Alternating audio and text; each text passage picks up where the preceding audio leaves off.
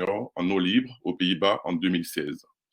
Et ce que je trouve intéressant avec Marc-André Deschenaux, c'est que il collabore aujourd'hui avec le groupe ESIM pour mettre sur pied le Lab sportif, un projet très intéressant, donc un programme de développement professionnel pour les entraîneurs de la relève.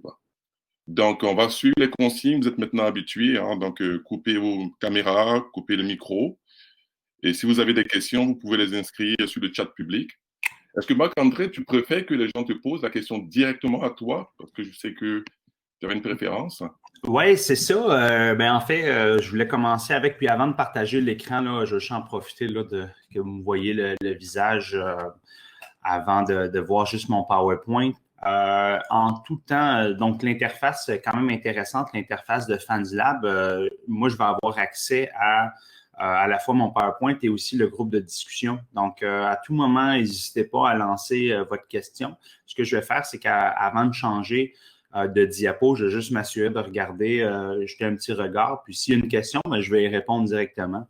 Puis, vous allez voir à la toute fin aussi, sûr, il y a toujours un enjeu que ce soit un peu interactif, ces présentations-là. Donc, à la fin, surprenez-vous pas, il va y avoir 2 moments où est-ce que je vais vous demander qu'est-ce que tu as retenu de la présentation, puis qu'est-ce que tu vas faire ou qu'est-ce que tu peux faire pour mettre en action certaines recommandations que je fais dans votre contexte. Donc, j'ai préparé une présentation qui devrait justement peut-être durer une quarantaine de minutes pour nous laisser l'occasion d'échanger à la toute fin. Je pense que c'est tout à fait possible de le faire, même si on est à plusieurs, probablement centaines de kilomètres de distance. D'accord. OK. Mais écoute, on va te laisser maintenant l'occasion de pouvoir présenter tout ça. Oui, parfait. Excellent. Donc, écoute, merci Ahmed de la présentation. Merci de l'invitation aussi. Avant de me lancer dans la présentation en soi, c'est ça, juste dire, peut-être pour faire du pouce sur ce qu'Ahmed dit, ancien entraîneur de natation, désormais davantage en formation des entraîneurs. J'accompagne, entre autres, j'ai des charges de cours plutôt à l'université de Montréal, Bishop, un petit peu Sherbrooke aussi. J'ai l'occasion de travailler avec des étudiants en éducation physique. À travers le lab sportif que j'ai créé pour ESIM, j'ai aussi l'occasion de travailler chaque jour, presque chaque jour avec des jeunes entraîneurs, des entraîneurs de la relève, qui travaillent avec des athlètes espoirs, parfois relève élite. Puis mon objectif, c'est toujours de les sensibiliser à quelles sont leurs responsabilités, quel est leur rôle, quels sont les outils qu'ils déploient. Jamais spécifique au sport, parce que je n'ai pas la prétention de connaître la natation, clairement un peu plus, mais les autres sports, qui suis-je pour enseigner comment faire un skip A, un skip B ou je crois qu'il y a un skip C. Donc, je n'ai pas cette expertise-là. Par contre, mon expertise, c'est plutôt comment on approche la pédagogie sportive, comment on réfléchit par rapport à nos actions. Puis c'est un peu dans ce cadre-là que la présentation d'aujourd'hui va se dérouler, où est-ce qu'on va parler de la relation avec l'athlète et l'entraîneur, qui est super importante. Ma compréhension de ce que j'ai compris d'édition avec Ahmed, je m'adresse à un groupe en ce moment d'entraîneurs qui travaillent plus spécifiquement auprès de clientèle des jeunes, soit des jeunes enfants ou plutôt des adolescents, donc U16. Ça va être super important ici de toujours garder ça en tête. Ce que je vais parler, c'est de manière générale par rapport à la relation athlète-entraîneur. Et là, ça va être à vous et je vais vous accompagner dans cette réflexion-là de dire comment je fais pour prendre ce que Marc-André dit et je l'applique à mon contexte. Puis on va y revenir à la toute fin. Donc voilà. Sans plus tarder, je vais vous lancer dans le partage de l'écran. Normalement, vous, si tout va bien, si j'ai maîtrisé la technologie, vous devriez voir ça. Ahmed, peux-tu me confirmer dans le chat que vous avez bel et bien accès au PowerPoint avant que je me lance puis j'ai l'air d'un fou? C'est beau. Je pense que de mon côté, c'est beau. On voit le PowerPoint. Excellent. Alors, voilà. Si ce n'est pas fait, je vous laisse 30 secondes pour ceux qui sont arrivés. Juste aller écrire les 3 premiers mots qui vous viennent en tête lorsque vous pensez à relation athlète-entraîneur. Pour y arriver, je vous invite, c'est toujours un exercice que je fais avec mes entraîneurs. Je dis, pense à l'athlète que tu as ou si lorsque tu étais athlète à l'entraîneur que tu as eu, avec qui tu t'estimes avoir eu la meilleure relation. Puis là, encore là, je ne définis pas tout à fait relation, Mais je vous invite à aller l'écrire sur le petit site web que j'ai donné. Puis, on va revenir sur vos réponses un peu plus tard. Alors voilà, je vous laisse quelques instants encore et on va plonger dans le vif du sujet. Alors, relation entraîneur-athlète. Premièrement, j'aime mieux, d'emblée, j'aime mieux le dire tout de suite. Tout ce que je vais discuter aujourd'hui provient de la littérature. Je n'ai rien inventé. Tous les termes, les concepts qui vont être discutés aujourd'hui, ça ne vient pas de moi, ça vient de mes lectures, ça vient de mes échanges. Je me pose ici un peu comme un vulgarisateur. Donc, je prends ce qui a été écrit, ce qui a été dit par rapport à la relation athlète-entraîneur et je vous l'amène de sorte à avoir une certaine réflexion. Soyez pas surpris. La plupart des éléments que je vais dire, c'est des choses que vous faites probablement déjà. Mon objectif ici, c'est de venir peut-être poser certaines étiquettes, certains concepts à des choses que vous avez observées ou que vous faites dans votre quotidien. Je crois vraiment que lorsqu'on est capable de mieux comprendre ce qu'on fait, on peut devenir plus efficace. Donc, c'est un peu la thématique. Donc, je vais essayer de rendre ça intéressant au sens c'est pas trop académique. Mais pour ceux qui vont vouloir pousser la réflexion plus loin, j'ai la bibliographie complète des chapitres ou des articles que j'ai lus. Puis je vais être évidemment disponible pour tout vous balancer ça. Alors, on a Yannick qui nous parle juste dans le chat, super intéressant. Pour lui, c'est quoi relation entraîneur-athlète? Il va parler de confiance, de respect, d'échange. Je n'ai pas encore vu les réponses que vous avez données dans la petite activité, mais je suis assez confiant que ces trois éléments-là vont revenir beaucoup. Donc, merci Yannick de le partager, puis on va y revenir dans quelques instants, en fait. Alors, je disais tout à l'heure, juste pour être clair, essayez tout au long de la présentation de vous rappeler ou de garder en tête, OK, moi comme entraîneur, avec quel athlète que j'ai une très, très bonne relation? Ou plutôt, moi comme athlète, avec quel entraîneur j'avais une bonne relation? Ça va vous aider à essayer de mettre de la perspective entre ce que je vais dire et ce que vous avez vécu. Et là, l'objectif, c'est de bien le comprendre pour ensuite l'extrapoler et ensuite le multiplier et le faire avec tous les athlètes qu'on a la chance d'encadrer. Donc, c'est un peu l'objectif ici, c'est le petit bonhomme, il y a une petite question, c'est pour vous amener certaines réflexions, vous inciter à devenir meilleur, plus efficace dans ce que vous faites. Alors,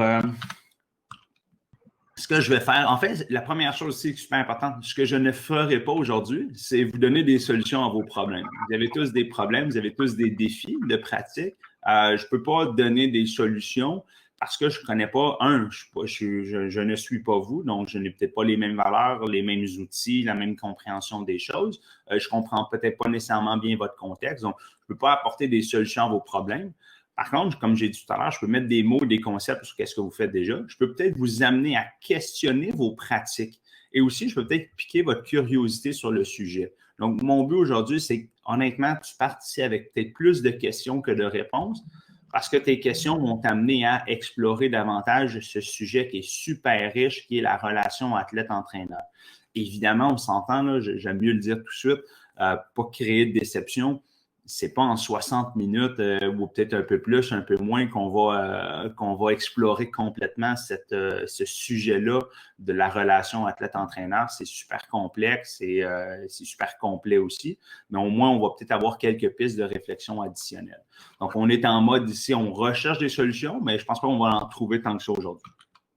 Alors, relation entraîneur-athlète. Bien évidemment, je vais commencer avec... je vais ramener certains éléments lorsque je pense à relation athlète-entraîneur, à qui je pense. C'est sûr, je viens du côté de la natation. Premier exemple que j'ai en tête, c'est Michael Phelps et Bob Bowman, son entraîneur, ont eu la chance, ce qu'on n'a pas beaucoup la chance de faire là, dans notre milieu. Bonne chose, mauvaise chose, ça laisse place à l'interprétation, mais Bob Bowman a commencé à coacher Michael Phelps alors qu'il avait peut-être un 10-11 ans. Il l'a suivi pendant les 20 années les 20 années qui ont suivi, c'était son entraîneur. Ils ont connu des moments extraordinaires, mais des moments aussi très, très difficiles. Pour ceux qui sont au moins familiers, Michael Phelps a vécu épisode suicidaire, dépression. Il a aussi eu 8 médailles d'or aux Olympiades de Pékin, etc., etc. Ils ont bâti, et dans un podcast que j'ai eu la chance d'écouter, que je vois, pour ceux qui sont intéressés, je vous le partagerai. C'est une entrevue avec Bob Bowman qui parle pendant 2 heures essentiellement de sa relation avec Michael Phelps. On voit à quel point c'est profond. Il y a un respect mutuel. Il essaie de mettre des mots, des émotions, mais c'est très, très fort. Puis, pour tout dire, Michael Phelps a quelques ans, je pense qu'il en a 2 ou 3 enfants. Puis Bob Bowman est le parrain de son plus vieux. Donc, pour vous montrer à quel point cette relation-là a transcendé l'espace sportif. Si on va aussi dans d'autres exemples, on peut penser à John Wooden, pour ceux, l'ancien entraîneur de UCLA, qui est un modèle là, de pédagogie. Ces athlètes avaient tendance à dire que le coach les connaissait mieux qu'eux-mêmes. Donc, il y avait toute cette culture de « je vais cultiver cette relation-là avec mes athlètes pour mieux les diriger ».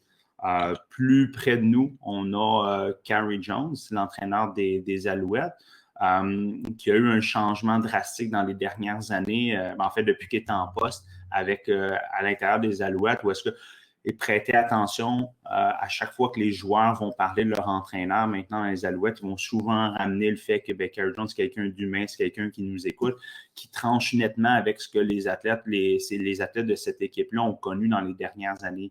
Là, on parle quand même de joueurs professionnels qui, essentiellement, leur travail, c'est de se foncer dedans. On pourrait penser d'eux que ce sont des brutes puis ils n'ont pas besoin de cette espèce de relation-là, mais c'est faux. Puis on l'a vu, ça a eu un impact positif sur les performances de l'équipe dans les dernières années. Et encore plus près de nous, et là, je vais trahir que je n'ai plus cette belle barbe-là. Je vous disais tout à l'heure, lorsqu'on parle du sujet de la relation entraîneur-athlète, super intéressant de regarder de notre côté. Ici, vous me voyez avec un de mes anciens athlètes, Vincent Laperle, lorsque je coachais en natation au Stade olympique. C'est un jeune que j'ai eu la chance de coacher. Il avait 14 ans. Je l'ai suivi pendant 4-5 ans. On s'est retrouvés à l'université par la suite.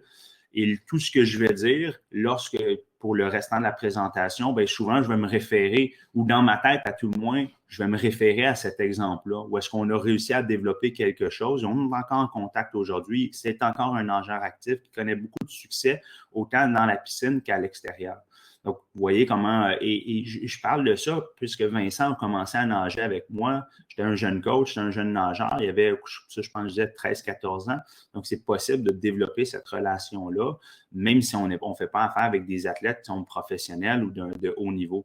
Donc, on va avoir l'occasion d'en parler tout à l'heure de ça, de certains éléments à prendre en contexte, même si on travaille avec des enfants ou des adolescents. Donc voilà, en fait, la vérité, c'est que je l'ai juste flashé que j'ai déjà une barbe et un beau chandail de l'équipe canadienne et ça fait bien longtemps de ça. Donc voilà. Oh, hey Geneviève, as-tu un exemple de femme entraîneur? Très, très bonne question. J'avoue que c'est pas très 2020 mon affaire. En fait, c'est drôle que tu poses la question, Onan, parce que très récemment, j'ai écouté un podcast. Bon, je suis un amateur podcast, puis j'écoutais avec Jill Ellis, qui est l'entraîneur de l'équipe américaine de soccer, qui connaît beaucoup, beaucoup de succès. Puis, j'ai eu la chance d'entraîner... Merci, John. C'est exactement ça avec Finding Mastery. Pour ceux qui ne connaissent pas ce podcast-là, extraordinaire. C'est vraiment, vraiment intéressant. Vous irez lire ça. Cette coach-là parle de ses athlètes avec un immense respect. Et pour avoir entendu de ces athlètes qui parlaient de cette coach-là aussi, on voit que il y a une espèce d'un mix. Donc, c'est le premier exemple qui me vient en tête là, par rapport à ça. Sinon, plus près de nous, j'aurais tendance à dire côté relation entraîneur-athlète qui fait un travail extraordinaire, Isabelle Leclerc de l'équipe de hockey féminin des Carabins. Donc, dans un sport d'équipe, mais capable d'aller toucher chacune de ses filles. Vraiment une belle connexion. Donc, ça serait... Mais vous irez voir, pour ceux qui ont accès au chat, vous irez voir ce que coach John a mis dans le chat. Je pense que c'est vraiment, vraiment pertinent. Maintenant, la question ici, évidemment, j'ai plus ou moins défini relation entraîneur-athlète. On va le voir un peu plus tard, là, tout ce qui touche essentiellement à qu'est-ce qu'on développe, toi et moi. La grande question, c'est pourquoi on parle de ça aujourd'hui. On le sait, et vous avez des athlètes, vous entraînez des athlètes, vous avez probablement déjà été athlète. On sait à quel point lorsque l'athlète dit quelque chose, généralement, ça a quasiment plus d'impact que qu'est-ce que son parent va dire. Combien de fois vous avez été appelé par vos parents en disant hey, peux-tu dire à mon enfant de faire ses devoirs? Quand toi, tu dis ça fonctionne, quand moi, je dis ça fonctionne pas. Les athlètes, généralement, sont prêts à foncer dans un mur lorsqu'on leur dit de le faire. La relation, c'est super fort, puis il faut essayer de la comprendre pourquoi. C'est ça un peu l'objectif d'aujourd'hui. Puis on va s'intéresser à la relation parce que nécessairement, oui, en fait, la question, c'est pourquoi s'intéresser à ceci, mais on va aller voir pourquoi. Bien, c'est sûr, la première chose, on estime qu'une bonne relation entre l'entraîneur et l'athlète, ça peut avoir un impact positif sur les performances. Les performances sportives, tout simplement. On n'est pas au niveau, même avec les jeunes, c'est pas juste transactionnel, mais il peut avoir ça. Donc, et généralement, l'image ici démontre bien, je crois, ce qu'on a vu comme relation athlète-entraîneur pendant très, très longtemps. Puis heureusement, c'est en train de changer. C'était une relation qui était très unidirectionnelle. Je pense à Vince Lombardi, qui disait « Winning isn't everything, it's the only thing ». Donc, tout était fait en sorte que l'entraîneur va donner les outils nécessaires pour réussir au niveau sportif. Donc, on avait un enjeu ici de performance qui était très, très important. C'était très unidirectionnel, où est-ce que l'athlète allait s'abreuver un peu de l'expertise de l'entraîneur. Ce qu'on se rend compte dans les dernières années, et on le voit là, plus que jamais là, maintenant avec des bons, je pense à Sportel qui fait un très, très bon travail de promotion, de sensibilisation, de dire, ben, le sport, puis c'est un peu les prémices même de la thèse doctorale que j'ai faite, c'est ben, est-ce que le sport, c'est juste une chose de performance? On sait ici, la réponse, c'est non. Il faut s'intéresser à okay, mais comment on fait pour que la relation entre l'athlète et l'entraîneur ne soit pas juste basée sur les performances sportives.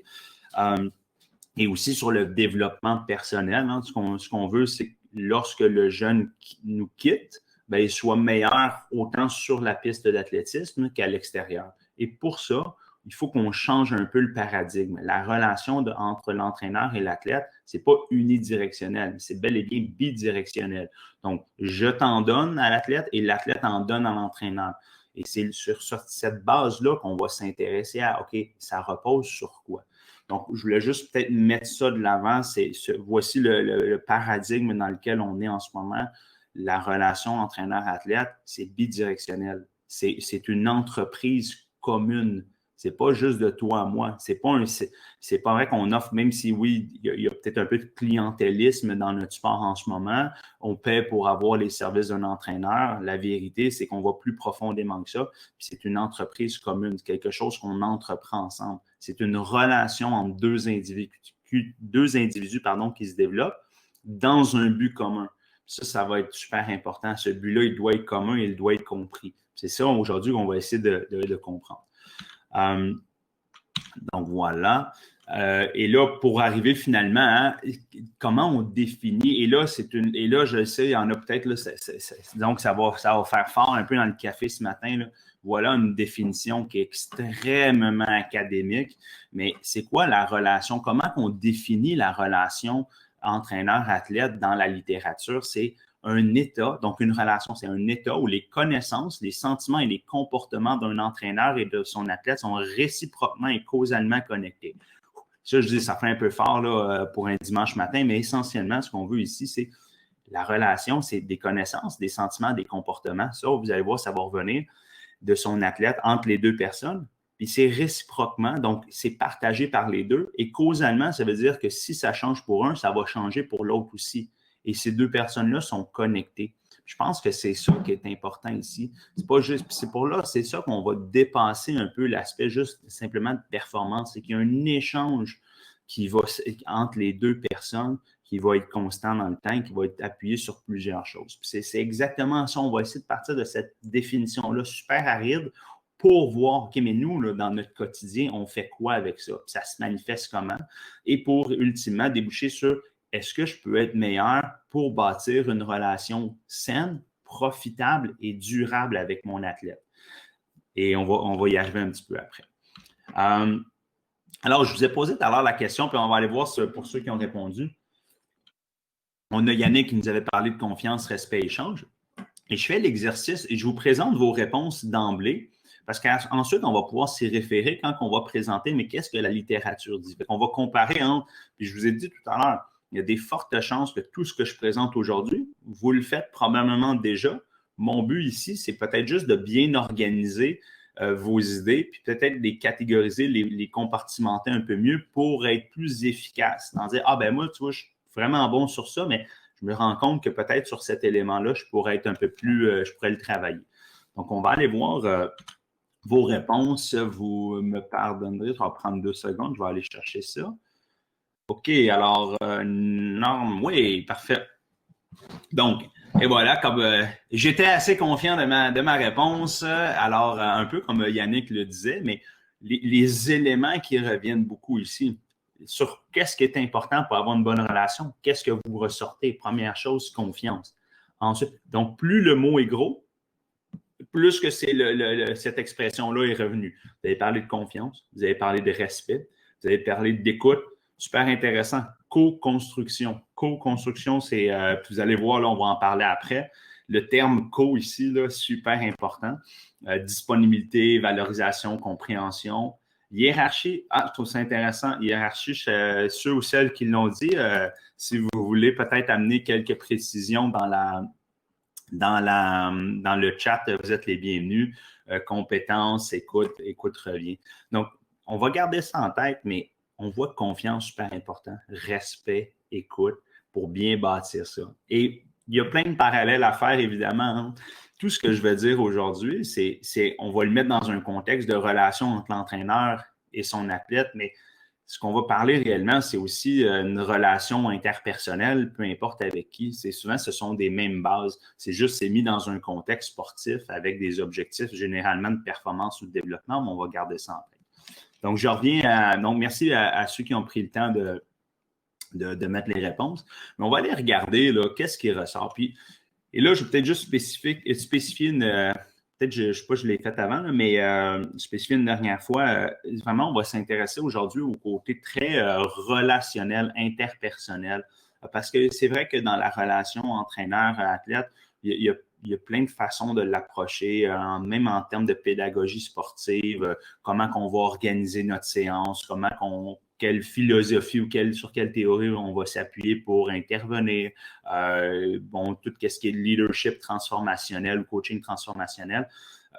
Aujourd'hui, on va vraiment s'intéresser davantage au lien qui unit 2 individus. Et après, ça va être à nous de voir comment on est capable de le multiplier avec l'ensemble de nos athlètes ou dans un contexte peut-être même de groupe. Donc, sur quoi ça s'appuie la relation entre l'entraîneur et son athlète? 4 éléments. Il y a 4 piliers ici. On va parler du pilier de la proximité, de l'engagement, de la complémentarité. Et ces 3-là, vous allez voir tout à l'heure, je vais bien l'illustrer, vont nous amener vers un principe de co-orientation. Je vais y aller somme toute, assez rapidement, je vais essayer de décrire chacun des éléments ici, chacun de ces piliers-là pour être en mesure de mieux comprendre il s'agit de quoi. Alors, commençons avec, lorsqu'on va parler du pilier de la proximité. Donc, sur quoi, et je rappelle ici, sur quoi se base ou sur quoi s'appuie une bonne relation entre l'entraîneur et son athlète? D'abord, une relation de proximité. À proximité, on est dans un pôle qui est plutôt affectif, qui est plutôt émotionnel. Et regardez les mots qui reviennent. Et peut-être avant de passer dans les mots, ces éléments-là, ça vient d'une chercheuse, Sophia Jowett, qui a beaucoup travaillé, c'est par le biais de questionnaires, d'entrevues, d'observations de différents contextes de coaching, qui arrivait à proposer avec son équipe ces piliers-là. Encore une fois, je le dis, je le répète, tout ce que vous allez voir à l'écran, vous le faites probablement déjà. C'est prendre déjà instinctivement ou intuitivement. On va juste aller un petit peu plus loin dans notre compréhension. Donc, lorsqu'on parle de proximité, on va parler de une relation, vraiment un échange ici d'émotions, de sentiments, de l'admiration, le respect, de l'estime, l'appréciation, l'intimité ou le respect de l'intimité aussi. On sent à ce moment-là que l'athlète et l'entraîneur vont connecter au niveau de leurs émotions, au niveau de ce qui amène dans la relation. Et rappelez-vous, c'est bidirectionnel. Donc, ces éléments-là, lorsque vous avez parlé tout à l'heure de confiance et de respect, ça doit être mutuel. Si ce n'est pas mutuel, c'est qu'on n'est pas sur le même tableau, puis ça va être très, très difficile d'avancer dans la bonne direction. Donc, premier élément ici. Et tu sais, j'aurais pu mettre aussi en anglais, et lorsque je travaille, je fais un aparté, mais je posais la question à un de mes coachs très, très récemment, coach de basket avec qui je travaille dans le lab, puis on avait ces discussions-là, puis je l'amenais à dire, OK, établis-moi un peu, qu'est-ce que tu fais comme entraîneur? Elle me lance, elle dit, moi, je pense que je pourrais être meilleur dans les planifications, je pense que je suis super bon au niveau technique. Tu vois, je dis, OK, c'est quoi ta relation? Qu'est-ce que pour toi est le plus important à l'égard de tes athlètes ou à l'inverse? Puis elle me dit, moi, je pense que je suis quelqu'un qui care beaucoup. Mais carer, ça rentre en proximité. Ça veut dire que j'ai de la compassion, je m'intéresse à l'athlète et à l'individu. On est dans ce pilier-là de la proximité à ce moment-là. Donc, pôle affectif, super important. On ne travaille pas avec des numéros. On ne travaille pas avec des clients. Et c'est super important, là. Puis je sais que des fois, comme entraîneur, on a, surtout avec des jeunes, lorsqu'on est dans des grosses structures, on a des groupes qui sont nombreux. C'est un défi qu'on a. J'ai un bac en enseignement d'éducation physique. Je travaille avec des enseignants d'éducation physique. Des fois, c'est un enjeu. Hein, on arrive à la fin de l'année, on ne sait pas c'est quoi le nom du jeune. Pas sûr là, qu'on est dans un bon spot pour cette espèce de proximité-là. C'est d'avoir que autant l'athlète que l'entraîneur, et surtout du côté de l'athlète, ont une impression, hey, mon coach me connaît, mon coach, il care pour moi, mon coach a des émotions, on partage certains éléments ensemble. Donc, proximité, vraiment le premier pilier, c'est sur ça que ça repose, entre autres, la relation entre l'entraîneur et son athlète. L'autre pilier, deuxième pilier, on est ici dans l'engagement. C'est une dimension qui est un peu plus cognitive. On a des réflexions qui sont similaires à où est-ce qu'on est, où est-ce qu'on veut engager, où est-ce qu'on veut aller. L'engagement, c'est, et là, j'amène une certaine petite bulle là, par rapport à l'entraîneur qui va dire, moi, je souhaite m'engager dans une relation maintenant et dans un certain temps. Donc, l'engagement ici, c'est de dire, on forme une équipe et les deux, on va en mettre dedans. Si c'est juste l'entraîneur qui est tout le temps en train de chercher à développer cette relation-là, puis il y a une espèce de détachement de l'athlète, on n'est pas à la bonne place. Vous allez voir après 2-3 éléments qu'on doit garder en tête un peu pour essayer de travailler ça. Mais essentiellement, lorsqu'on va parler d'engagement, c'est en ce moment, qu'est-ce qu'on va faire pour travailler ensemble? Puis comment on va faire pour le maintenir? Puis ça va constamment être un ajustement. Là, la question que je pose évidemment en voix haute, c'est, mais est-ce que c'est valable pour des athlètes de U16? J'entends souvent des athlètes soit qui rentrent dans le sport ou soit qui sont, disons, peut-être même pas en sport-études, mais peut-être juste dans vos clubs qu'on voit 2-3 fois par semaine. Et qu'on sait pertinemment qu'ils vont être avec nous pendant une session, 1 an, 2 ans, ensuite ils vont passer. Est-ce que ça vaut la peine de cultiver ça? Ma réponse, elle est claire et nette et sans appel. Je pense que ça vaut la peine de cultiver cet engagement-là dans la relation. Parce que la relation aussi entre l'athlète et l'entraîneur, ça doit nous survivre. Je donne l'exemple tout à l'heure, je reviens avec mon athlète Vincent que je présentais lorsqu'il avait une belle barbe. On savait, on travaillait ensemble, puis c'était clair que, écoute, à un moment donné, tu vas devoir, à un moment donné, toi, tu vas aller nager avec d'autres entraîneurs, puis je pense que c'est tout à fait nécessaire parce que tu dois aller chercher plus tu vas monter de niveau, tu vas devoir travailler avec des athlètes qui sont des entraîneurs qui sont peut-être de plus haut calibre, mais ça ne veut pas dire, même si on ne travaille plus ensemble, on maintient notre engagement. Donc, je t'ai engagé vers ton succès, tu es engagé envers le mien aussi.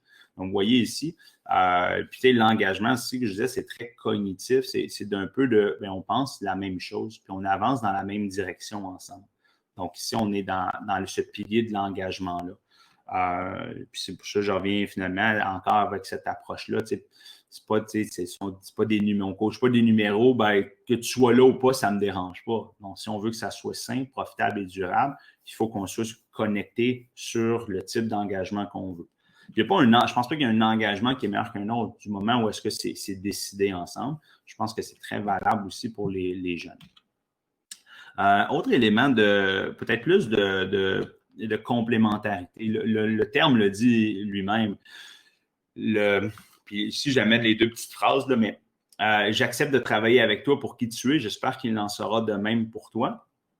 Donc, ici, c'est de comprendre, on a deux individus, l'entraîneur et l'athlète, qui ont des rôles, des responsabilités qui sont différentes.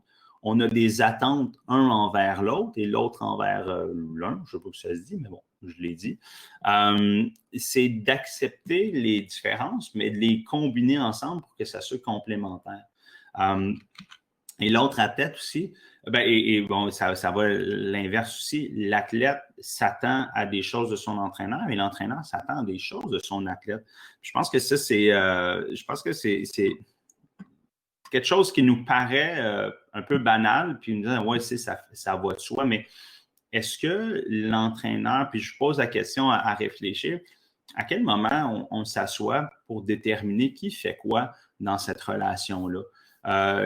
À quel moment est-ce qu'on établit clairement nos attentes envers l'athlète et on demande à l'athlète. Généralement, les entraîneurs, on est excellents pour émettre quelles sont nos attentes envers l'athlète. Je ne sais pas si on est aussi bon, par contre, à demander à l'athlète quelles sont leurs attentes par rapport à l'entraîneur. Si on veut être complémentaire, ben, il faut que ça passe, qu'on va le voir dans la co-orientation, il faut que ça passe par une bonne communication. Il faut que nos comportements, qu'est-ce qu'on fait, se complémentent. Situation très, très classique qu'on observe souvent, l'entraîneur qui va dire, tu sais, autour de la machine à café, qui va dire « Ah, Caroline, si jamais cet athlète-là, s'il pouvait en donner plus, là, on dit qu'il serait bon. » Souvent, je vais rétorquer à ça, je dis, ben, est-ce qu'on a pris le temps d'aller questionner l'athlète sur pourquoi il n'en donne pas plus? Puis est-ce que nous, on a bien identifié, ça veut dire quoi en donner plus? Parce que peut-être qu'à l'opposé, l'athlète lui disait à ses amis, l'entraîneur est toujours sur mon dos.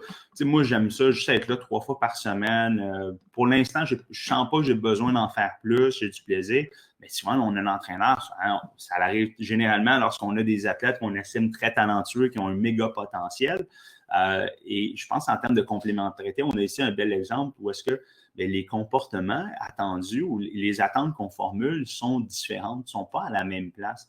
Donc, je pense que par le biais des fois, de prendre le temps de s'asseoir, et on va y revenir après, mais c'est peut-être des fois un peu plus complexe avec des jeunes parce qu'ils ne sont peut-être pas nécessairement rendus très loin dans les outils qu'ils ont, disons, au niveau cognitif pour réfléchir à ça, mais c'est nécessaire de le faire même avec des jeunes. Donc, mais je pense qu'ici, c'est super important. Au même titre que l'athlète qui va arriver et va dire, ben écoute, coach, moi, je veux faire le championnat canadien cette année. Fine, on part d'un objectif commun. Puis là, on va identifier, ben, qu'est-ce que moi, je vais faire pour que tu y arrives? Qu'est-ce que toi, tu vas faire pour que moi, j'y arrive? Et là, on va travailler en complémentarité. Dernier élément ici, celui de co-orientation. Ça me fait penser un peu tout à l'heure, on parlait de co-construction. La co-orientation, nécessairement une relation dans un contexte sportif, on va mettre ça comme ça. Dans un contexte sportif, on est la trame de fond et la performance. Et là, je suis tout à fait conscient, là, même si on a des enfants ou on coach des enfants ou des adolescents, ça demeure que la trame de fond, c'est la performance sportive. Donc, on met des petits trucs en place, que vous travaillez avec le carnet de progression athlétique, que vous travaillez avec des jeunes qui arrivent dans le sport. L'objectif, c'est qu'on vient développer souvent une certaine compétence technique stratégique dans le but que les jeunes ils performent à un plus haut niveau. Éventuellement. Pas nécessairement avec nous, mais éventuellement. C'est notre trame de fond. Donc, ça nous donne déjà une direction dans laquelle aller. Lorsqu'on va parler de co-orientation, ça devient encore une fois un projet commun. Est-ce que dans ce pilier-là, c'est un peu un mix au niveau proximité, au niveau engagement, au niveau complémentarité, est-ce qu'on est sur la même longueur d'onde? Est-ce qu'on partage ça? Le temps que j'ai investi dans la relation, est-ce que c'est du temps que toi aussi tu investis? Est-ce qu'on est sur la même logique ou est-ce qu'on est sur la même longueur d'onde au niveau émotionnel et affectif? Est-ce qu'au niveau de l'engagement dans la relation, on est à la même place? Est-ce qu'au niveau des comportements, on est complémentaires? La réponse, ça va être, si la réponse c'est oui au temps A, bien, il faut aussi que ça soit oui au temps B, mais ça se peut que ça fluctue. Donc, la co-orientation, c'est d'avoir en tête, c'est quoi notre plan de match, c'est quoi un objectif qu'on poursuit, qu'est-ce qu'on veut travailler ensemble, et un peu à la relation. Je vais faire un. Là, je vais faire attention à comment je le dis, là. C'est comme un peu une relation amoureuse avec quelqu'un où est-ce que ça ne va pas toujours bien. Il y a souvent une espèce de remise en question où est-ce qu'on va ajuster les choses. Mais c'est le même principe avec un athlète. C'est une entreprise commune où est-ce que par moment, il faut s'asseoir puis juste réévaluer les choses. Je crois que la co-orientation, c'est cet élément-là de la relation qui fait en sorte qu'on va s'asseoir, on va bien communiquer ensemble. On est où? On veut aller où? On va partager. On comprend aussi. À certains moments, je vais comprendre. Puis pour ceux qui travaillent avec des ados, je pense que c'est un. Et pour ceux qui travaillent avec des ados, plus spécifiquement, là, qui arrivent sur l'ère 3-4, généralement, ça va bien quand ils sont plus jeunes. Leur vie se résume à, disons, l'école et le sport. Et généralement, quand ils arrivent plus vers la fin de l'adolescence, mais il y a aussi le groupe d'amis ou l'influence externe. Puis des fois, comme entraîneur, c'est difficile pour nous d'accepter, je vais le mettre en guillemets, mais d'accepter qu'il y a d'autres choses dans la vie de mon athlète que le sport et l'école. Mais ça fait partie de la bulle de la compréhension. Nous, comme entraîneurs, on doit être capable de comprendre que le jeune veut peut-être vivre des expériences à l'extérieur. Ça ne veut pas dire qu'il est moins engagé. Peut-être qu'il faut juste nous revoir justement le type d'engagement ou la complémentarité qu'on a avec notre athlète. Donc, je pense qu'ici, c'est un élément. Et la dernière chose, c'est que la relation au fil du temps, puis si vous avez eu la chance de développer une relation solide avec un athlète ou vous avec un entraîneur, c'est ce moment-là, par connaissance, j'entends, on développe un répertoire commun. Un répertoire commun d'émotions, d'attitudes, de comportements, de réflexion, où est-ce que généralement, je reprends mon exemple avec l'athlète que j'ai eu la chance de coacher, Vincent. En un coup d'œil, j'étais capable de voir dans quel état d'esprit il était, disons, avant un entraînement ou avant une compétition. Et lui aussi était capable, en un coup d'œil, de me dire « Hey Marc, moi, ça n'a pas une grosse journée aujourd'hui. Hein. » Pourquoi? Parce qu'on était rendu là. Ça a été quelque chose qu'on a cultivé pendant des années. Puis ça revient au répertoire de connaissances. Au répertoire de connaissances ou de savoir qu'on développe, qu'on partage ensemble. Donc voilà, disons, les quatre grands piliers. Je répète encore une fois, c'est probablement des éléments que, là, j'ai peut-être juste catégorisé des choses que vous faites déjà, mais rien de sorcier ici, mais des éléments qu'on doit garder en tête. Puis je pense que pour la co-orientation, c'est surtout le fait que bien, il va y avoir des ups et des downs tout au long d'une relation avec notre athlète. Puis des fois, il faut juste venir se questionner un peu sur pourquoi on fait ça, puis comment on fait pour rétablir les choses.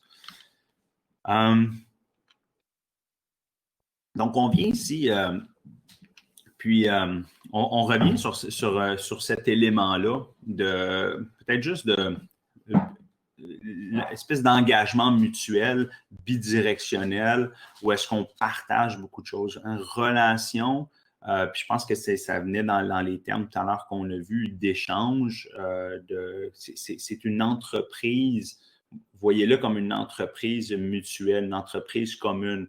On pousse dans un but et ce but-là va avoir une influence à la fois sur la performance sportive, mais aussi à la fois, et je pense que ça, c'est super important, sur le développement individuel.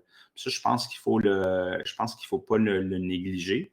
Par rapport à ce que j'ai dit, puis après, préparez-vous, parce qu'après, je vais lancer la question, peut-être même fermer le PowerPoint, parce que là, je vois que ça fait 40 minutes que je parle en me regardant à la face, puis c'est un petit peu bizarre.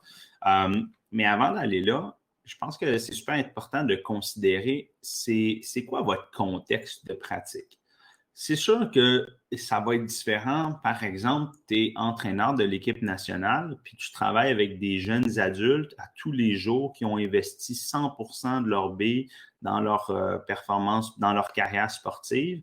La manifestation des 4 piliers que j'ai proposés va peut-être être différente de toi comme entraîneur qui travaille, qui donne des leçons, qui coach 3 fois par semaine, soit bénévolement ou avec des jeunes qui apprennent. Le contexte est différent, mais les piliers qui sous-tendent la relation entre l'entraîneur et l'athlète, c'est la même chose. C'est bon, Diane, excellente question. Diane, je reviens à ta question. Je présente les 2 trucs, puis après, je reviens à ta question qui est excellente. Je vais y venir parce que on ne peut pas passer à côté. Puis je me doutais que je m'étais laissé comme note qu'on allait en parler. Donc, Diane, merci de la question. Je reviens dans Marc-André, ce qu'on va faire, tu vas continuer, et puis ensuite, on reviendra sur les questions à la fin, sans doute. OK.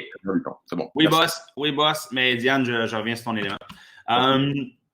Vos athlètes, qui sont vos athlètes, et là, ça fait un lien directement avec la question, Diane, j'y arrive. C'est qui vos athlètes?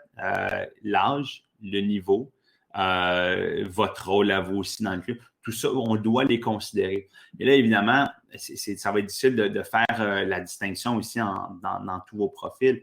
Mais le point ici, c'est encore une fois, les 4 piliers ne changent pas. Ce que j'ai présenté, c'est la base d'une relation saine, profitable et durable avec son athlète. Il faut juste l'adapter en fonction de qui est-ce qu'on a devant nous et votre profil aussi à vous. Je pense que, puis je fais un aparté encore une fois par rapport au lab sportif. Lorsque je travaille avec mes entraîneurs, la plupart du temps, les premières rencontres qu'on a, que ce soit individuel ou en groupe, je les questionne tout le temps, qui dit mais toi, tu es qui exactement? C'est quoi tes valeurs? C'est quoi ta philosophie? C'est important. C'est quoi ton identité professionnelle comme entraîneur? Parce qu'ultimement, c'est ça que tu vas amener dans la relation. Donc, si c'est pas clair, si à tes yeux, ce n'est pas clair qui est-ce que tu es et pourquoi tu le fais, mais ça va être difficile d'engager des complémentaires dans ta relation avec les athlètes. Donc, ça, je pense que c'est un travail. Alors, on retient quoi? Avant d'y aller avec on retient quoi, il y a quand même deux petites questions aussi que je voulais aborder. Ahmed, tu me permettras de répondre maintenant parce que ça fait un lien avec ce qui reste. Je vais commencer avec Diane, puis ensuite, je vais y aller avec la question de Jean-Yves. Diane pose la question, comme on est dans une relation entraîneur-athlète de moins de 18 ans, comment perçois-tu l'interaction des parents dans cette relation-là? C'est hyper important. Si j'ai encore du temps à la fin, je vais vous présenter, je vais aller chercher, on me prendre 2 secondes là, sur mon ordinateur, un élément avec les parents. Là, j'ai parlé de la relation dyadique entre l'entraîneur et son athlète, mais pour moi, on doit ajouter, puis je pense que d'emblée, j'aurais dû mettre dans la présentation, on doit ajouter un troisième joueur qui est le parent et bien déterminer rôle et responsabilité. Je me mets une note, Diane, parce que je pense qu'à la fin de la présentation, je vais juste vous présenter très rapidement un petit diagramme que je propose à mes entraîneurs du lab. Donc, je vais y revenir dans quelques instants. Jean-Yves, je passe à la question. Quand un athlète fait moins d'efforts, qu'il ne fait pas toujours ses entraînements seul, et que ses parents me disent qu'il fuit dans les jeux en ligne et les parents ne savent pas quoi faire, je fais quoi pour lutter contre ça? C'est super intéressant, Jean-Yves, comme question parce que, en fait, je pense que la réponse revient à essentiellement quelles sont les motivations de l'athlète à ce moment-là. Et là, on est dans ce que l'entraîneur sait, qu'est-ce qu'il devrait. Au niveau sportif, on sait qu'est-ce qui est bon pour l'athlète, on sait qu'est-ce qu'il a besoin de faire pour avancer dans sa carrière sportive. Là, à ce moment-là, c'est d'aller valider avec l'athlète qu'est-ce que tu veux faire, quels sont les moyens que tu penses qui seraient bons pour toi, puis de l'amener peut-être à verbaliser. Je ne sais pas à quel point. Je pense que, de manière générale, les entraîneurs, on n'est peut-être pas assez bons pour aller questionner et investiguer quelles sont les motivations de nos athlètes à faire du sport. Particulièrement, généralement chez les enfants, la question se pose plus ou moins, c'est le parent qui drop le jeune, il dit « Hey, il faut faire de l'athlétisme, ça va être bon pour toi ». Là, il n'y a comme pas trop de questions parce que je pense que les jeunes, mettons avant 12-13 ans, on n'est pas encore rendu à se poser cette question-là. Puis lorsqu'on arrive à l'adolescence, le jeune commence à lui-même se poser certaines questions. Il dit, ben pourquoi je le fais? Tu sais, hey, toute ma gang d'amis joue en ligne, c'est super intéressant, c'est facile. Probablement, généralement, je suis même meilleur que probablement dans les autres sphères de ma vie. Pourquoi je ne passerais pas plus de temps? Fait que je pense qu'à ce moment-là, la réponse est plate et bête de Jean-Yves, mais c'est est-ce qu'il y a moyen? Et là, peut-être c'est fait aussi, mais est-ce qu'il y a moyen de s'asseoir et de donner du contrôle à l'athlète en disant quels sont tes objectifs? Qu'est-ce que tu es prêt à faire pour y arriver? Et est-ce que tu peux me proposer certains éléments? Et aussi d'investiguer pourquoi. C'est quoi la raison derrière le choix de dire hey, je ne ferai pas mes entraînements seuls, je vais préférer jouer en ligne. Donc, je pense que ça, lorsqu'on revient, mettons, au propos de la discussion d'aujourd'hui, relation athlète-entraîneur, ça se base sur des éléments de partage, de communication, de complémentarité. Bien là, c'est un bon moment pour aller essayer d'investiguer, de comprendre un peu mieux la raison de ces choix-là. Je pense que ça passe par là. Je vais aller super rapidement. Je ne bougeais pas. Je vais juste vous trouver le truc parce que je pense que la réponse de... Je pense que la question de Diane, je ne l'ai vraiment pas très loin. Je pense que ça pourrait être super intéressant à répondre. OK, bougez pas. Puis juste parce que je pense que ça va mettre la place vraiment à... ouais. OK, parfait. Je vous montre ça ici. Alors, là, je viens de vous sortir super rapidement un slide que je fais avec... un slide que j'utilise dans le cadre du lab sportif. Donc, on reprend les mêmes principes que tout à l'heure, puis on ajoute un élément qui sont les parents. Voici, et l'exercice que je fais avec les entraîneurs du lab, essentiellement, je leur demande, je dis, dessinez-moi la relation entre entraîneur-parent-athlète. Généralement, ce que les gens vont faire, vont mettre l'athlète au centre, puis ils vont mettre les parents, puis l'entraîneur qui gravite alentour. Je conteste un peu cette façon-là parce que je trouve que c'est bête, là, mais je trouve que c'est d'accorder trop d'importance à l'athlète puis d'oublier le rôle super important de l'entraîneur et du parent. Donc, ce que je fais avec eux, c'est que je les amène à la proposition que je leur fais, c'est de dire, bien, on va essayer de dessiner le rôle de tout un chacun. Et ici, essentiellement, chaque rond, c'est rôle et responsabilité de l'athlète, rôle et responsabilité du parent, rôle et responsabilité de l'entraîneur. Et je les invite à essayer d'identifier quels sont les éléments qui sont exclusifs à chaque personne séparément, quels sont les rôles qui sont exclusifs à chaque dyade et quels sont les rôles qui sont exclusifs, qui sont les champs de compétences qui sont partagés par les trois. Donc, et c'est ça, je dis, chaque membre de l'équipe a un rôle distinct. Là, je leur demande de réfléchir. On a tous des responsabilités partagées. Par exemple, je vais donner un exemple bête. Entre l'athlète et l'entraîneur, c'est tout ce qui est sportif, technique, stratégique. Pour ça que des fois, et moi je le dis aux parents, je dis, lorsqu'il s'agit de natation, c'est moi le patron. Ce que je discute de technique avec l'athlète, le parent, il est exclu de la discussion. Il y a des éléments aussi que je vais discuter avec le parent. Il y a des éléments que le parent et l'athlète vont partager entre eux. Et ce qu'on veut aller, là, on fait cet exercice-là. Et ce qu'on veut avoir, c'est les rôles et responsabilités départagés de tout le monde pour qu'au centre, on ait un sweet spot où les trois, on s'entend. Et ce sweet spot-là, ce qui est en orange ou en plein milieu, je pense que c'est là où est-ce qu'on on retrouverait une proximité, une complémentarité, un engagement, une co-orientation qui est commune. Donc, si ça peut répondre, Diane, à la question, j'amènerais là, vraiment le parent dans cette équation-là et je l'organiserais ici. Donc, on viendrait mettre vraiment le parent dans on ajouterait une petite image, puis la flèche, elle est bidirectionnelle avec les deux. Donc, ça serait ma proposition pour le modèle. Là, je sais que c'est super... bon, là, j'allais avec le parent parfait qui on sait, existe difficilement. Alors, voilà. Good. Juste maintenant, on retient quoi? Là, je parle depuis un bon 50 minutes. Je serais super intéressé, avant de vous présenter je vais dire mes petits constats, j'aimerais vous entendre, soit, je ne sais pas si vous êtes capable, peut-être dans le chat, en un énoncé où vous ouvrez votre micro, vous nous partagez. Qu'est-ce que tu retiens de la présentation? Puis, il y a deux questions que je peux te poser. Qu'est-ce que tu retiens?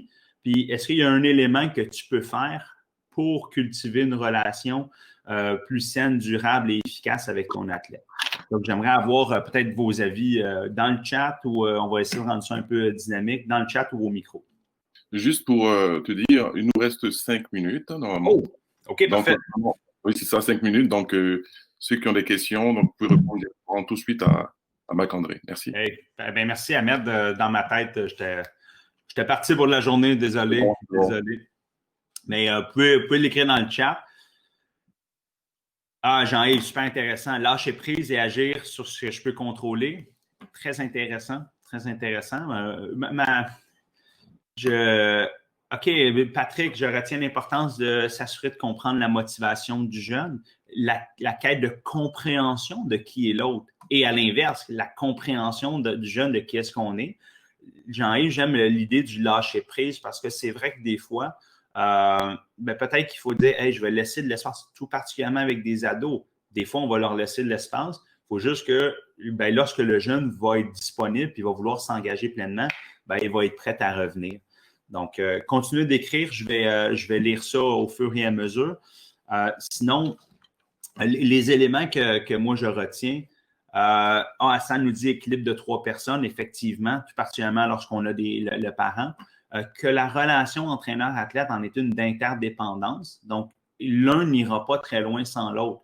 Je reviens à, tu as beau vouloir plus que l'athlète, si lui, ça ne tente pas, ça n'ira pas plus loin. Et l'inverse aussi, des fois, l'athlète, il veut tellement, le coach, moins disponible, moins intéressé pour différentes raisons, ça ne sera pas fonctionnel. C'est une entreprise commune, on se dirige dans la même place ensemble. La relation, et ça, c'est un peu cheesy, mais je pense que plus que jamais, c'est important. La relation, elle est mise à contribution, non pas seulement pour la performance sportive, mais beaucoup pour l'expérience positive et le développement du jeune. Je pense que ça, c'est de l'or en bord. Dernière chose, la relation, c'est une affaire de partage. On parle d'émotion, de pensée, de comportement, puis on pousse dans la même direction. Je pense que c'est important à garder en tête. Juste me diriger rapidement vers le chat, mais Noémie nous dit prendre encore plus de temps à sonder les attentes des élèves, des athlètes, ce qui les amène à l'entraînement, ce qu'ils souhaitent en retirer. Le début de la saison semble être un bon moment, mais aussi de prendre le temps de vérifier. Merci, Noémie, de souligner ça. Je pense que c'est important. Oui, on est super bon pour demander les objectifs de nos jeunes au début de la saison. Je pense qu'on n'est pas si bon que ça pour faire du suivi. Maintenant, on le voit, là, avec des trucs comme Zoom, ça va plus facile. C'est plus facile que jamais. Un 15 minutes, on parle, on avance de l'avant. Donc, super. Donc, on est ici. Si on veut avoir une bonne relation, il faut, puis là, ça fait le lien avec ce que je vais dire sur la prochaine slide, on fait quoi? Mais on prend le temps, prendre le temps de cultiver la relation interpersonnelle. C'est individu à individu, c'est pas juste coach à athlète. Et je dis tout le temps, devant l'athlète se cache un individu. Puis ça, on a tendance à l'oublier. Des fois, on a un focus qui est très, très, très, très grand sur la performance sportive. Mais si on veut atteindre une bonne performance sportive ou un sain développement, il faut s'intéresser à l'individu. Et puis ça, c'est par le biais d'interaction constamment. Il faut faire preuve d'ouverture, de créativité. Il y a de nombreux outils, que ce soit des questionnaires de rétroaction anonymes, des tables de discussion. Je pense que ça, c'est important à mettre. Les jeunes ont une voix et là, c'est fou à quel point, lorsqu'on leur demande de s'exprimer et on leur laisse l'espace et on crée un espace sécuritaire d'échange, il y a du matériel là, qu'on peut aller chercher qui vont nous challenger, nous, comme entraîneurs. On a Marcel qui dit faire des retours réguliers avec les jeunes et les parents, absolument mettre les priorités, ce qui est dit par l'athlète et les parents sans s'oublier, absolument. Pour ça, l'idée de on travaille à 3, l'athlète n'est pas au centre, l'entraîneur est là. Hassan, il faut s'ajuster au fur et à mesure du développement de l'athlète, absolument. C'est pas pareil de travailler avec un enfant, un adolescent, un jeune adulte ou un adulte qui est pleinement accompli. Dernière chose que j'amène, comme entraîneur, puis là, ça serait Déjà, je suis en train de planter la graine pour l'année prochaine, Ahmed. Je vais devoir revenir pour nous intéresser aux divers savoirs de l'entraîneur, mais il faut qu'on travaille nos savoirs interpersonnels. C'est une chose d'être un maître dans l'art de la technique, de la stratégie, de l'enseignement. Le coaching, c'est une job de connexion. Et j'ai pour mon dire que plus la relation avec l'entraîneur, en fait, l'image que j'utilise, c'est la relation avec l'athlète, c'est comme un tuyau. Plus cette relation est forte là, plus que le tuyau va être gros. Et là, il y a de la connaissance, du savoir, du partage qui va s'effectuer à plus haut débit. Back and forth, de toi à moi, de moi à toi. Ça, je pense que c'est important à garder en tête. Donc, voilà, je vais arrêter le partage de l'écran. Si, je ne sais pas, Ahmed, je pense qu'on est pas mal au bout. Peut-être s'il y a le temps de une ou deux questions, ça pourrait être ça. Parfait. Mais écoute, Marc-André, je te remercie énormément de ta prestation. Très belle prestation.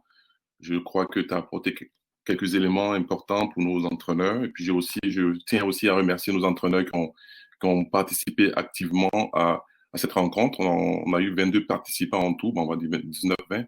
Donc, est-ce que ceux qui ont des questions, je pense qu'une dernière question qui est rentrée, je crois. On a des gens. Ouais, donc écoute, donc les gens sont satisfaits de ta présentation. Puis, je pense que l'année prochaine, on essaierait de mettre en place quelque chose pour te faire revenir. Donc, faut aussi dire que Marc-André a participé aussi à l'élaboration de notre carnet de progression athlétique. Donc, je vais te remercier vivement d'avoir participé à ça, de nous donner des clés pour pouvoir mettre en place un très, très beau projet. Et puis, je reviens à nos participants. Si vous avez des questions supplémentaires, n'hésitez pas à écrire à Marc-André. Vous pouvez aussi aller voir aussi le lab sportif. Je trouve ça, j'ai navigué hier là-dessus. Je trouve ça très intéressant, ce projet de lab sportif qui a été mis en place avec Essim. Donc, c'est quelque chose qui peut vous aider aussi pour dans l'avenir. Donc, s'il y a un mot pour terminer, Marc-André, est-ce que tu as un mot pour terminer? Ouais, ben oui, Ahmed, je vais te faire parvenir ou je vais mettre dans les notes partagées. En tout cas, je vois à quel point je suis capable de le faire, là, mais. Peut-être m'envoyer la présentation et puis. Oui, OK, ben c'est ça. Ouais, c'est ça.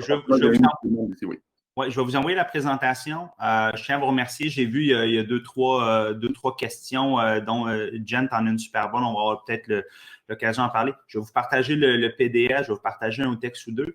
Mais mon souhait, c'est, et puis je vais terminer avec ça, c'est prenez le temps de cultiver cette relation-là avec l'athlète. C'est probablement ça qui va faire la différence entre la poursuite de sa carrière sportive. Et là, je ne parle pas d'atteindre nécessairement des hauts niveaux, mais c'est ça au cœur de notre job. C'est ça. On est des acteurs, on est des influenceurs de leur développement positif, mais il faut prendre le temps de le faire. Et c'est très gratifiant pour nous, c'est très gratifiant pour eux.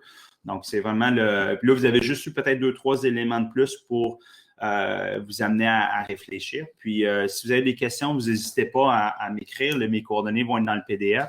Puis c'est pour les entraîneurs un peu plus jeunes, ceux de la relève, regardez le lab sportif. Chaque année, on suit 12 entraîneurs. Il y en a quelques-uns. Là, je vois Nico Marion qui est présent dans la salle, qui a fait le lab il y a 2 ans. Donc, ça va me faire plaisir de travailler avec vous. Merci Ahmed de l'invitation encore. Toujours un plaisir. Puis, n'hésitez pas à m'écrire si vous avez des questions, des commentaires. Donc, pour le mot de la fin, je souhaiterais vous remercier énormément pour votre participation, chers collègues, et puis en espérant que ce congrès vous a apporté des éléments clés dans la suite de votre mission auprès des jeunes. Mais personnellement, je serai à votre disposition pour toute question et puis je vous accompagnerai dans vos projets respectifs, là. Donc, nous avons une mission commune. Hein, cette mission, je dirais, c'est de développer l'athlétisme au Québec. Et nous pouvons le faire tous ensemble. Donc, je vous remercie énormément et puis je vous invite à rejoindre les groupes d'épreuves qui vont avoir lieu je pense, dans 15 minutes. Et puis, merci encore pour votre participation. Et merci encore, Marc-André. Hein. Super. Merci.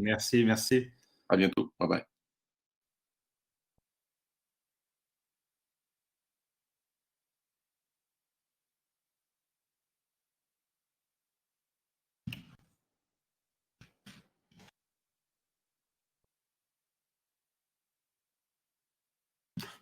Ahmed, je ne sais pas si c'est encore là, mais s'il y en a qui ont des questions encore, moi, je suis disponible là, si vous avez du temps. Là, je ne sais pas, Ahmed, c'est correct pour toi?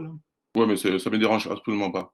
S'il y a des gens qui sont encore là, qui ont des questions, donc ça va couper. Je pense que dans 10 minutes, ça peut couper, là, parce qu'on ne maîtrise pas le temps, nous, avec la plateforme. Donc, s'il y a des questions. Ben, Geneviève, peut-être tu avais une question. Je ne sais pas si. Ouais, Jen, tu sembles être encore là. Tu posais ta question. Encore là, oui. Vas-y. Mais elle peut se mettre. Geneviève, tu peux te mettre ta caméra si tu veux. Hein. Ah là, j'ai pas ma caméra? Non, Geneviève, ouais. Si elle veut mettre sa caméra, il n'y a aucun problème. Oui, ben c'est ça, Patrick puis Jen, en fait, il faudrait définir, puis je serais curieux de définir qu'est-ce que vous entendez par peut-être un bris de relation avec un athlète. Est-ce que vous pourriez peut-être définir ça? Puis après, je vais aller peut-être avec mon expérience personnelle, puis qu'est-ce que je comprends de ça?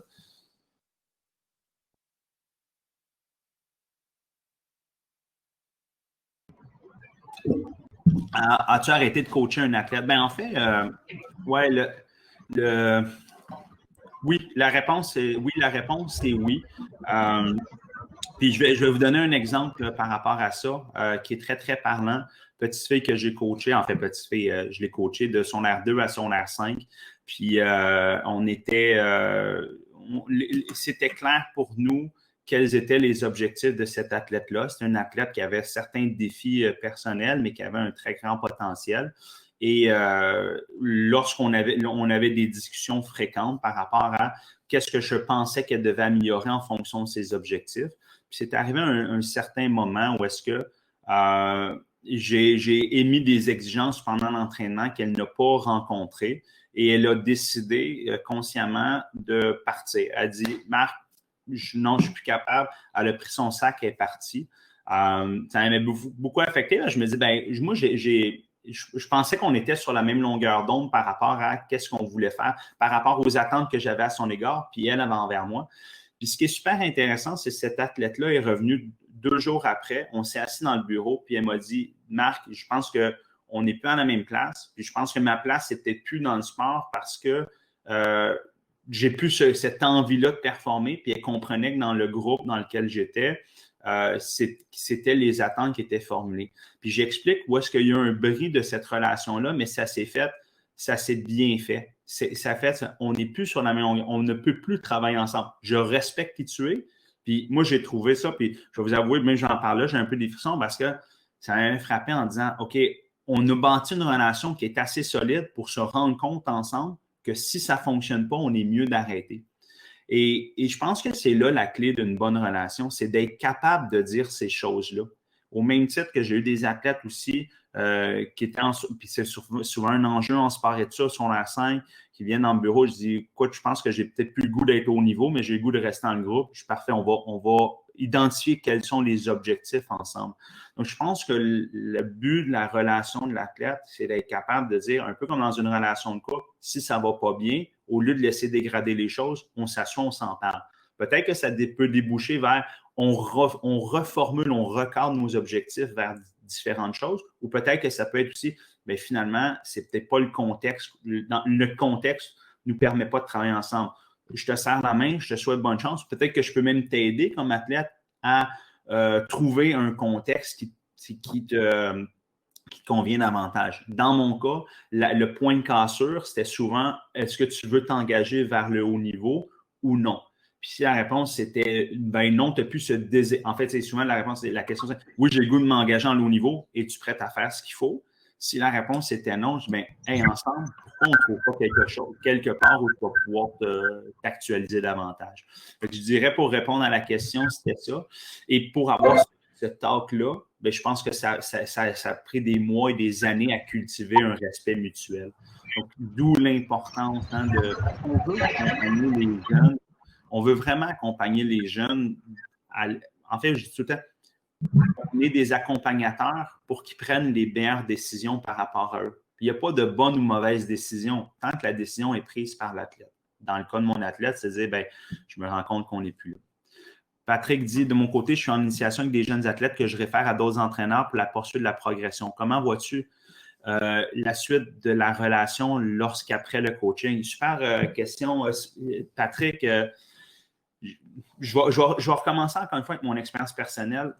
J'ai eu la chance de coacher une batch d'athlètes maintenant qui sont rendus un peu partout. Puis je dirais que ma relation se poursuit, mais plus d'un côté quasiment partisan, dans le sens que lorsque je vois des athlètes que j'ai coachés qui continuent disons, qui continuent à nager, j'aime ça être au fait de leur, pas de façon trop stalker, là, mais j'aime ça voir qu'ils sont rendus où, une fois de temps en temps, un petit message sur le Messenger, juste d'encouragement, de dire hey, écoute, je suis super content. Puis jamais en disant hey, si tu veux me parler, je suis là parce que je ne veux pas interférer avec la relation avec l'entraîneur, mais juste leur montrer. Puis je ne veux pas leur montrer, il faut que ça soit authentique. Je suis juste content qu'ils continuent. Et bon, j'ai la chance d'avoir plein de mes athlètes sur Facebook. Donc, des fois, je vois un tel est rendu à l'université, un petit like, un autre. Juste qu'ils sachent que, hey, je suis content de ce que tu fais, je suis fier de ce que tu es devenu. Je pense que la relation, puis ça, c'est un peu un non-dit, encore une fois, dans la relation. Tu sais, on parlait tout à l'heure d'engagement, mais l'engagement, il est à court terme dans la relation qu'on a, mais la relation, c'est une question de long terme. Peu importe ce que tu vas faire, je vais être content, je vais être fier de toi. Donc, je pense que c'est d'être là, c'est de montrer aussi une disponibilité. S'il y a des enjeux, des problèmes, ils le savent qu'on peut être là pour les aider, des fois juste les écouter. Récemment, j'ai une athlète que j'ai coachée pendant plusieurs années qui m'a appelé en septembre, m'a dit « Marc, j'ai pris la décision d'arrêter de nager. » Puis là, j'étais comme ah ouais, j'ai dit OK, pourquoi? Tu sais, ça me surprenait, mais pas tant non plus. Puis elle voulait juste m'en parler, elle voulait juste me le dire. Elle ne voulait pas avoir de conseils. Elle tenait juste à me le dire parce qu'on avait développé une belle relation au fil des années. Là, ça m'a permis de dire, ben écoute, peu importe ce que tu as fait, tu sais, si tu es fier de toi, on est à la bonne place. Il n'y a pas de c'est pas une mauvaise décision d'arrêter de nager. Tant que tu s'entends, tu ne le regrettes pas. Donc, encore une fois, je pense que c'est juste d'être disponible, de les soutenir dans leur démarche. Je pense que moi, ça serait ma meilleure réponse. Puis, il faut le vivre après. Mais merci, Patrick, c'est une super question. C'était vraiment intéressant. Est-ce qu'il y a d'autres questions? Good. Bon, écoute, super. Non, mais c'est bon parce que ça, je le charge en overtime. Ça va, moi, c'est bon. Dans 5 minutes, on va être coupé. Donc, ce n'est pas nous qui mettons la technologie. Dans 5 minutes, on va être coupé. Donc, s'il y a encore des questions, allez-y. Et puis, vous pourrez rejoindre vos groupes d'épreuves. Je trouve que cette année, même les années passées, ça a été quand même bien. Même avec le défi d'être en ligne, on a eu de très bons intervenants. J'ai beaucoup aimé aussi, comment elle s'appelle, Amélie Soula, bien orientée. Et toi, tu viens derrière pour agrémenter d'autres choses. Donc, on a pas mal d'outils intéressants pour pouvoir braver cette pandémie en ce moment qui n'est pas évident. Non, absolument. Merci à toi. Et puis là, je vois ici qu'il y a Martin Angèle qui est là. J'espère qu'il va bien, Martin Angèle. Donc, ça ne sert à rien de se cacher derrière sa caméra. Je te fais un petit coucou, Martin. Il y a aussi Simon Bellerive. Simon Bellerive était un entraîneur. Lui, il est à Sept-Îles, donc connecté de Sept-Îles. Donc, qui était très, très bon entraîneur d'initiation. Et puis, avec un très bon club qui a fait de gros développements dans la Côte-Nord. Donc, Simon, je te remercie beaucoup d'être présent aussi. Donc, suivre tout ça. On n'a pas l'habitude de se voir très souvent. Donc, c'est une bonne opportunité de pouvoir échanger ici. Il y a aussi Ariane Bouchard qui est là. Donc, Ariane, merci d'être là. Ariane, qui est une dame qui fait un très beau travail aussi avec l'initiation. Hein. Le club Calo. Donc, en initiation, il y a pas mal de choses qui se fait là-bas de son côté. Il y a qui d'autre que je vois? Donc, il y a Geneviève qui est là. Donc, Geneviève, tu connais bien Geneviève, évidemment. Oui, c'est bien. Ouais, bonne conférencière aussi. Il y a Yannick Lemoyle qui s'occupe de la perche. Écoute, on a eu une panoplie aujourd'hui de. C'était fun. On est vraiment content et puis on est fiers aussi de nos clubs. Donc, merci encore. Écoute, en terminant, je pense à déjà, l'année prochaine, je reviens avec la question de Diane Pomerleau sur relations. Là, je pense que ça pourrait être super intéressant avoir un atelier relations, dans la suite de celle-ci, relations entraîneur, athlète, parent. Je pense que ça pourrait être un think tank. Physiquement, là, pas en virtuel. Oui, en espérant, c'est ça. On croise les doigts et puis on verra ça pour l'année prochaine. On se reparle pour en discuter. Alors. Bon, ben parfait. OK, merci à tous. Merci à très bientôt. Merci à vous. Bye.